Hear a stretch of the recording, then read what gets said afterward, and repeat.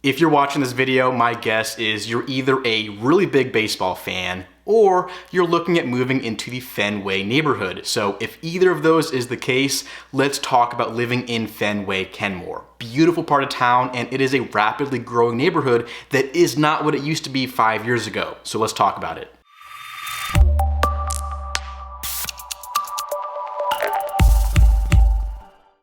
Hey there, welcome to the channel. My name is Jacob Peistrup. Glad to have you here. And hey, real quick while I've got you, if you are moving to Fenway or looking at moving anywhere else in Boston and you're looking to buy, you're looking to lease, whatever it is, finding a condo, finding a rental, if you want help with that process in this real estate market, I am a real estate advisor. Give me a call, shoot me a text, send over an email, whatever works for you. Let's get that conversation started, get that ball rolling so we can get you here to Boston. So let's get into this video. Fenway, Fenway-Kenmore, the Fenway. For the purpose of this video, it's all the same thing. It's that whole neighborhood. Fenway is part of the Fenway-Kenmore area. We're talking about it all, what it's like to live there, what you can buy, what you can rent, just what it's like to live in the Fenway part of town. Now, like I said, it is growing, it is transforming. It is definitely not what it used to be, 5 years ago. I mean, in the past, Fenway used to be just kind of, Fenway Park, the bars around it, and that was kind of it. It wasn't as big of a deal as it is nowadays. It is rapidly growing, tons of new development, new residential space, mixed use, office, commercial, biotech labs. I mean, there is a ton of stuff going on these days in Fenway. There's stuff being built and there's more to come, in the next couple of years or so in Fenway-Kenmore. Fenway has definitely become, one of those growing, much more upscale parts of town compared to what it used to be a couple decades ago. So it has definitely changed its reputation in the greater Boston area as far as a place to live, entertainment, stuff to do, luxury living, all that kind of stuff that you will see these days in Fenway. Right off the bat, I mean, Fenway is a great place for entertainment. Obviously, you got the stadium. If you enjoy baseball, Fenway is perfect for you. But aside from, the Red Sox, there is a bunch of stuff from bars, restaurants, movie theater, shopping. Fenway is a great place just in terms of entertainment. Fenway is also right next to the Back Bay Fens, which is a big park, aside from Boston Common and the Public Garden, another beautiful park in Boston. There's ponds, walking trails, beautiful gardens that are locally maintained. There's a track, fields, tennis courts, basketball courts, tons of stuff. It's a beautiful place to just walk around for a day if the weather's nice in the Fenway neighborhood. Fenway is also very close to a lot of universities in the area, so it's very walkable to get there. Students who live in Fenway, because it's close to campus, so it's close to a lot of the colleges in the Boston area as well. And if you're someone who works in medicine, you're a med student, or you're a resident of any kind, Fenway is next to the Longwood Medical Center, so you got a ton of top hospitals right there, med schools. So Fenway is great for anyone who is in healthcare because it is so close to Longwood. So that is another great part of living in Fenway. So what's not to like about Fenway, right? Sounds like a really great area, tons of stuff to do. I lived there in college for a couple months with my roommate at the time, so I've been there, I know it well. That being said, if there is anything you take away from this video today on Fenway, let it be this. Before you move there, you gotta know this. Fenway is noisy. It is loud. There is a lot of noise in Fenway. So please consider that. Think about that before you move to Fenway, either buy a condo or sign a lease, whatever it is. Fenway is noisy for a couple different reasons. Like I said, Fenway is rapidly transforming. There's lots of new development, and with that comes construction. Lots of new construction. There are several big projects right now going on in Fenway, and there's more to come over the next couple of years. So there is lots of construction going on in Fenway, and it's gonna stay that way for at least the next couple of years as you have more development and redevelopment happening in the Fenway neighborhood. There's also road work. So they will do utility work. I mean, they'll dig up the street, they'll get in there to fix the sewer pipe, whatever it is, redo the sidewalks. They're working on the roads a lot in Fenway. And of course, the big one you cannot forget is the noise from Fenway Park. Now, I am not the biggest baseball fan in general, but unless you're someone who plans on going to every single Red Sox game during the season, I'm guessing you're gonna want at least sometimes a break from the baseball if you live in Fenway. So just think about that. I mean, it is loud, it is noisy, wherever you live in Fenway. So I mean, there's the crowds cheering and screaming, there's the music, there's the speakers and the sirens, the lights. If you have a condo or an apartment that directly faces Fenway Park, think about the lights. They're bright, especially if you're high up enough to see them. It could be 11 p.m., it could be midnight, 1 a.m., you might still be seeing those lights shining into your window. So think about that, maybe invest in some blackout shades, whatever it is. You're gonna wanna think about the noise from Fenway Park and the lights. It is bright. Again, if your place directly faces Fenway Park, that might be a problem. If you're facing the opposite direction, probably not something as big of a deal to you. When I lived in Fenway, I was about 2 blocks south of Fenway Park. My room directly faced the stadium, and there was a brand new mixed-use building being built outside my window at the time. So trust me, I speak from experience with just the noise and the lights associated with living in Fenway. And wherever you live in Fenway, whether you're close to the stadium or a little bit further away, I can almost guarantee you're gonna hear the noise to some extent, whether it's actually inside your apartment or condo, or if it's just walking home one night from the grocery store or getting dinner, you will hear the noise at some point. And I mean, I've definitely been further away, like in Southie, like not next to Fenway. I've been in like Southie, getting home at 10:30 at night outside, and I still hear it. You still hear the cheering when it happens. You still hear the noise and the music occasionally, at least, being further away, you can still hear that. So trust me, if you live in Fenway, you will hear the noise from the stadium. Now, luckily, it's not year round. It's just as long as baseball season lasts. But expect that to come around every single year. So it's gonna be a repeating thing for you if you move to Fenway, at least long term. And of course, during baseball season, it's not gonna be every single night. You don't have baseball games 7 days a week, but just something to consider and think about if you're looking at Fenway, depending on the location you're looking at, how close you're gonna be to the stadium. Think about that and just, take it into account when you're looking at moving to Fenway. And aside from just the noise with the stadium, during baseball season, it gets busy. It gets very busy. So if you're walking home, if you're picking up groceries or getting takeout, going out to eat, whatever it is, Fenway gets very busy during baseball games. So, before the game starts and immediately after it gets out, the streets are busy. Tons of people walking home, traffic gets really bad. So again, just something to think about with living in Fenway. If there's a game going on, Fenway will be packed. So if you're thinking about going to dinner somewhere in the area on a night there's a baseball game, do it before or during. Just do it before the game gets out because it will be packed afterwards. So obviously the whole baseball thing is just part of life in Fenway. At least during baseball season, you just got accepted as part of living in Fenway. There's not really a way to get around that. But what I will say that comes with that, living in Fenway and being so close to the park, there are some great places to eat and drink in the Fenway area. Around the stadium, along Boylston. If you live in Fenway, I mean, you are a stone's throw away from some great places to eat lunch, dinner, bars to get drinks. There's some great stuff around you if you live in Fenway.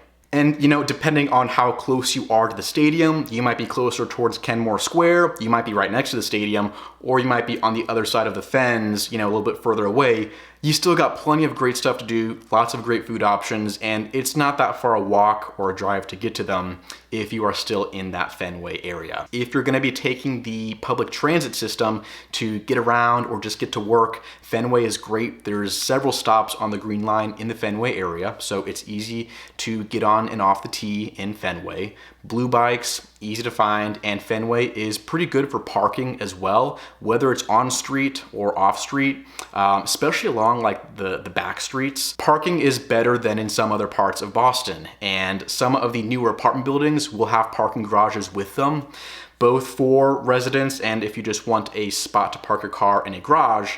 You have a couple garages in Fenway as well. Just be aware of paying a premium for that parking garage to get a pass for that and everything. But if you want that, there are options for that in Fenway. So now let's talk a little bit about what it's like to live in Fenway, what you can buy, what you can rent, the condos and apartments you will see in Fenway. So like I said, Fenway is rapidly growing. You got a ton of new apartment buildings, new stuff going up, luxury apartment buildings for rent in Fenway. Seaport and Fenway are similar in that you got a lot of these newer built luxury buildings for apartments and condos, you know, that luxury lifestyle. So if you want to pay Seaport level prices, but with no ocean and much more noise, check out Fenway. Now, am I hating on Fenway? No, not at all. I lived there, it was great. Seaport doesn't have a Target. Fenway has Target. So if you want the noise, no ocean, but a Target, Fenway is a place for you. In all seriousness, they're both great areas. If you're moving to Boston, take a look at both of them. Seaport or Fenway can both be great. Now, just in general, living in Fenway, the prices for these condos and townhomes aren't as high as you will see in Back Bay or in Beacon Hill. You are farther away from downtown, North End, Seaport. So Fenway is kind of, you know, further west compared to Back Bay or Beacon Hill. Not as expensive though. Like I said, you do have those newer built luxury buildings. Those will be the most expensive you can get in the Fenway area. So for condos in Fenway, the Pierce is really the only one that's kind of brand new, the new luxury condo building. That's the big one.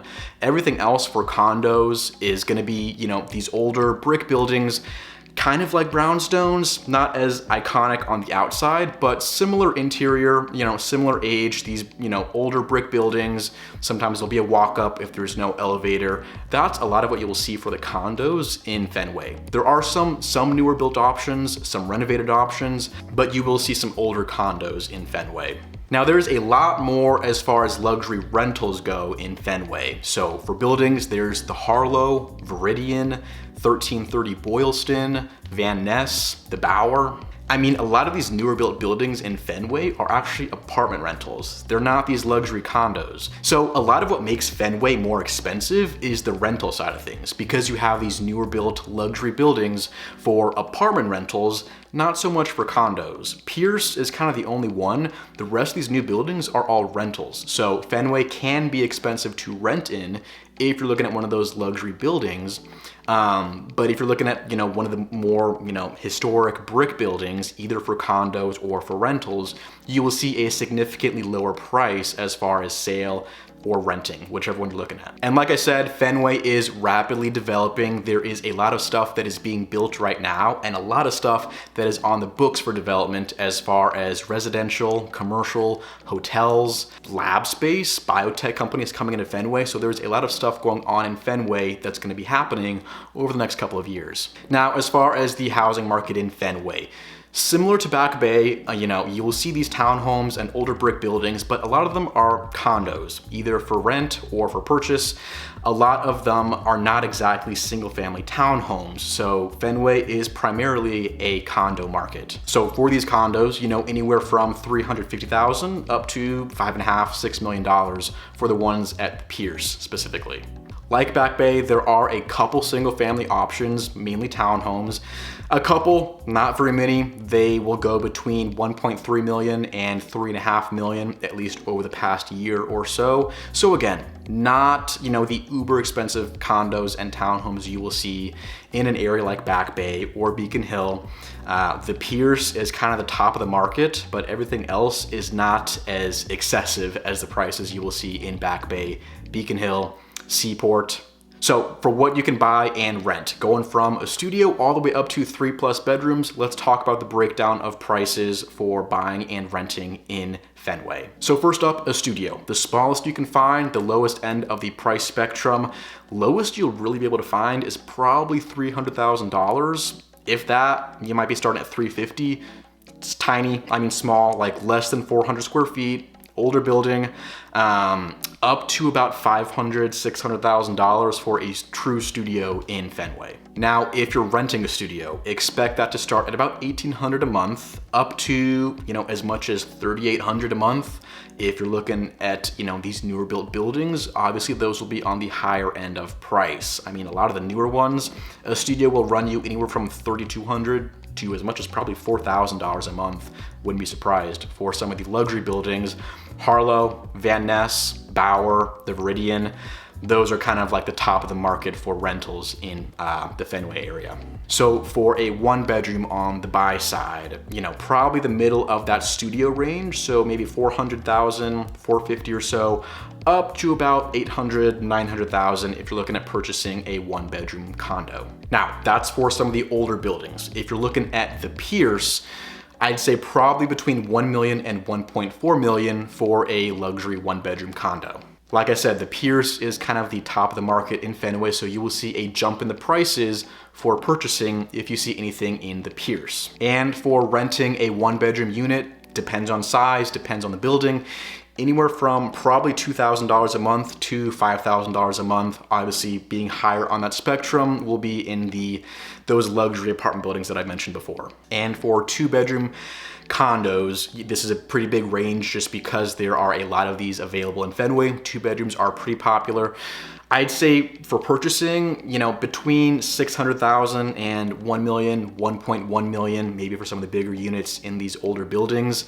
And again, the Pierce, there's a couple newer buildings as well, smaller than the Pierce, but if you're looking at one of these newer buildings for condos or newly renovated, that could be anywhere from 1.5 million up to 3.8 million for a 2-bedroom condo in Fenway-Kenmore. Aside from the Pierce in Fenway, some of the newer, you know, 2-bedroom condos you could find will be in some buildings along Symphony Road, Westland Ave, kind of closer towards the Symphony side of Fenway, not so much by Fenway Park. And when it comes to renting a 2-bedroom place in Fenway, lowest end of the spectrum, probably $2,500 a month.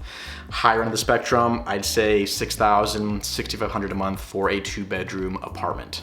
And finally, for anything with 3 or more bedrooms, again, not as common, not as easy to find just because the 2-bedroom is a lot more popular than the 3-bedroom.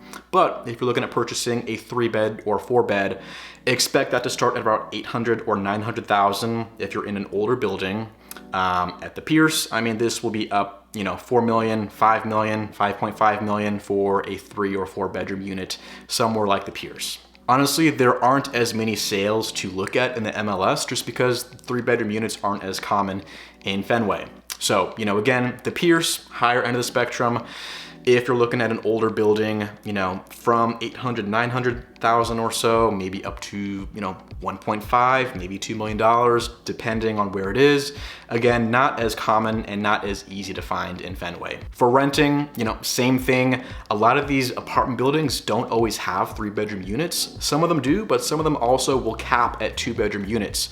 So for renting a 3-bed, you know, anywhere from $3,000 a month up to, you know, $7,000, $8,000 on the high end. Some of the penthouse units at these apartment buildings will be 3-bedroom. You could also find a condo up for rent at the Pierce or somewhere like that. Either way, it'll be on the higher end of the spectrum for leasing a 3-bedroom apartment. So by far, not as common, not as popular when it comes to a 3-bed unit compared to a 2-bed. Again, like I said, price really varies depending on if you're in an older building or if you're in one of the brand new luxury places in Fenway, either for condos or apartments. You will see 2 different tiers as far as price because you definitely pay a premium to be in one of those luxury buildings, full service, brand new, you know, all the bells and whistles. You definitely pay extra for that anywhere in Boston, but especially in Fenway. Again, similar to Seaport, you just kind of see that same price point for these newer buildings. And again, you know, these numbers are really general. You know, there's a lot of sales and rentals that happen in Fenway. This is just kind of roughly, you know, where those starting points are for price, for buying and renting, and kind of that general range you can expect to see things in, depending on size, location, how old it is, if it's updated. But generally, you know, that's kind of some rough numbers for Fenway. So again, just some numbers to think about. I hope this was helpful if you're considering moving to the Fenway-Kenmore part of town. If you would like help with that process, again, like I said, I am a real estate advisor. If you're renting, if you're buying, whatever it is, if you would like help and support with that process in this crazy real estate market we're going through, give me a call, shoot me a text, or send over an email. Whatever works for you, let's get that conversation started so we can get you here to Fenway or anywhere else in Boston. So thank you for watching. I appreciate that. Hope you take care. Have a great day, and I will see you in the next video right here on the Living Boston channel.